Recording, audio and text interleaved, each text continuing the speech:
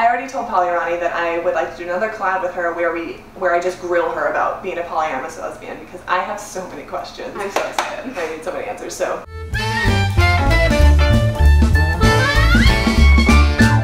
Hi babes! Welcome back to my channel. I'm very excited because today I have a special guest with me. You have two special guests, Mr. and Mrs. Ronnie. Hi, I have a YouTube channel about polyamory. I have more than one partner.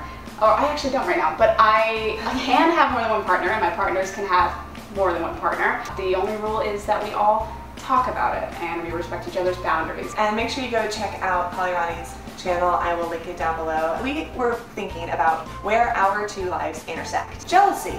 Yeah. I am a lesbian burlesque go-go dancing performer, and then Ronnie has to deal with jealousy because I have multiple relationships, yeah, and so jealousy is going to be a part of that. On her channel, we had a little bit of fun. We played some Jenga, yeah, we did. And we answered a bunch of different questions about experiences we've had with jealousy as performers and as polyamorous lesbians. Yeah. In this video, we wanted to talk a little bit about healthy coping mechanisms and how to handle jealousy in a constructive, healthy way that can help build up your relationships instead of break them down like Jenga. Jealousy is a healthy thing to feel, and it can be. Handling it is where you get to choose whether or not it becomes toxic or not. When I start dating someone, I lay out all the cards on the table about what it's like to date me as a performer, as someone who makes a living flirting with lesbians. God, how did I get so lucky? I swear to God, I'm actually a little mad.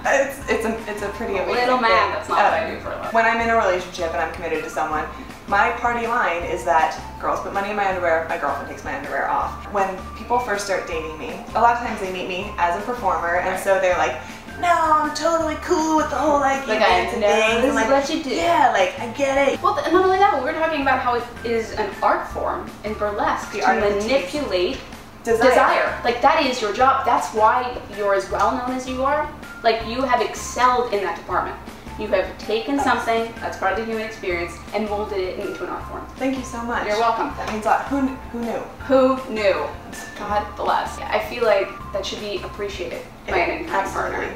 As feelings develop, that I'm totally cool with this becomes a little less cool. Oh, ouch, my feelings. We are going to have chemistry with other people. The chemistry for me is when partners really get issues, when they see that there is a possible chemistry between me and someone at one of my shows, and then they're afraid that I'm going to pursue that person, especially if that person's on my social media a lot, all the things. But chemistry doesn't mean I want to pursue you. Right. Ain't nobody got time. You apparently have time for multiple people. I don't actually, I'm learning. I mean, I do, but I know I have to limit it now. Having a polyamorous relationship, what kinds of things happen for you that, like as far as jealousy goes? Spark jealousy? When I think somebody's hotter than me. I feel like that's what sparks jealousy in me the most. Like one time I was having a threesome, and I love today. with two really hot girls, one of which I'm still with. And these girls were so beautiful, and I was feeling so lucky right up into the moment where we were all naked, and I was like, I don't look like that. Fuck. And I got so like insecure. And in your head. In my head. And so that sparked jealousy before. Not that that didn't go away pretty quickly. I mean, like things progressed. So you were like, I forgot how I felt. Just dive in. And I'm like, who cares? Like, that's a horrible image. A lot of people might think that polyamory means that you're immune to jealousy somehow, or that you've gone past it, but it's not. It's more like you know it's coming with it, and it's worth it. I've found that a lot of people kind of bury their jealousy, and they I'm cool with it. I'm still cool, and they don't actually cope with it, they don't communicate it, and then it ends up festering, and it ends up manifesting in really awful ways. I feel like that's actually probably step one for coping with jealousy, is identifying it. No one's immune to jealousy, not even me, and I'm polyamorous. Then identify whether or not it's a you thing or a them thing. I need to identify whether or not it is something within me that is an insecurity that I own, or if my jealousy is being caused by my partner's action. Once you've decided whether or not it is a you thing or a them thing, open communication is key to a healthy relationship. How do I prevent a disease in my body? Well, you can eat healthy and get lots of sleep. I feel like communication is the eat healthy and get lots of sleep of preventing conflict in a relationship. When you have some kind of disagreement, or someone's done something to hurt you, even if it was on purpose, or a moment of lashing out, or if it's by accident, or if they've done something and it makes you feel jealous, you should be coming at it from the same side of the table. Talking about, okay, this is something that's happening with us. How do we make it so there's not something happening to us that hurts us? And I know it's very like high school counselor of me to tell you to make I statements, but it really does work very well. Sometimes it's hard, I get that. Sometimes like your partner reassures you and then like something comes up again and you're like, I still feel it. But at that point it's yours. At that point it's your baby. Because if it's a you thing, you can communicate that with your partner, but it's on you. You need to own that. You need to own your insecurity and deal with it in the best way that you can. And there's a way to communicate with your partner even if it is coming from you. You're building something together, and so you can still reach out to them and say things like, I'm feeling really insecure. Here's why. It's not terrible to ask your partner for reassurance, especially if you come about it in a way that's like, hey babe, I'm dealing with some things. Can you tell me how beautiful I am? Thank you. Right.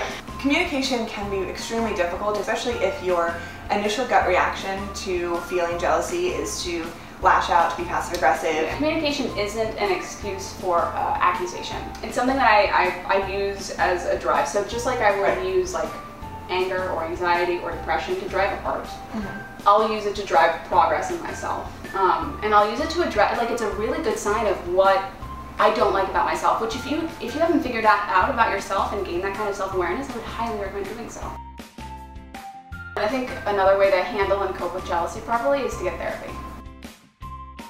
And a lot of people don't, I love therapy. I don't think a lot of people stray from therapy, or a lot of people go to therapy instead of as a preventative service, as a fixer. So people go to therapy when they feel like something is really wrong. But I feel like therapy is the best way that you can promote self-awareness in yourself and personal self-growth in yourself. Preventing and coping with jealousy and handling your feelings properly, going to a professional is fantastic. I talked about that in my mental health video because I go to therapy and my therapist is thebomb.com, and I thought I was very self-aware and evolved and like open, and then she was like, guess what?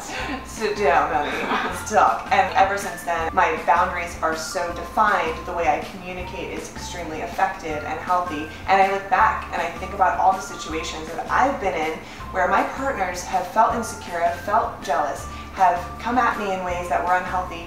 And if I had those situations now, the fire would have been put out. I would have been able to acknowledge, respect, reassure, and do all the things I need to do to make them feel safe and secure, or I would have understood that they just weren't there yet, and to have the self-confidence, the self-awareness to be able to handle a public figure in such a sexy art form. Right. You know, where I'm exposed to like so many women. Right. And their desires, which you have fan the flames of like very successfully. But it all comes down to choice. And I believe that if every day I'm choosing my partner and they are choosing me and we are choosing to agree upon boundaries and terms, then that's what matters. That's what matters, and that's what fosters a healthy, happy relationship. I agree. So that's pretty much it. Like, those are the steps. Absolutely. Identify it, figure out where it's coming from, respect it, so don't be in denial about it, communicate with your partner using I statements, come at it as a team. Yes. What am I missing? Well, and then honestly, if at the end of the day, the parameters that are set just don't work for you, know when to end it. Know when to end it.